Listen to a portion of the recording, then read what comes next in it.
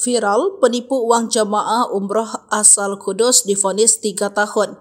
Joget di depan korban diteriaki maling. Pemilik biro tur umroh Goldi Miksal Mina Kudus berjoget usai mendapatkan vonis dari majelis hakim 3 tahun penjara. Diketahui bahwa Zuhal Laila Nova, pemilik biro tur umroh Goldi Miksal Mina Kudus, melakukan penggelapan uang jamaah umroh sebesar 4,9 miliar. Memakan korban ratusan orang, pemilik biro tur umroh Goldi Kudus hanya dihukum 3 tahun penjara, bahkan ia terlihat joget usai divonis hakim. Video tersebut beredar di media sosial yang diunggah ulang oleh salah satu akun TikTok yang memperlihatkan ia yang dikeroyok ibu-ibu sambil teriaki maling-maling penjahat. Saat menerobos kerumunan korbannya, dia berlari kecil seraya berjoget sambil mengacungkan 2 jempolnya meski tangan diborgol. Adapun korban yang rugi mencapai 189 jemaah. Video tersebut pun sontak menuai respon dari netizen yang menghujat tingkah Laila yang memberikan respon nyeleneh.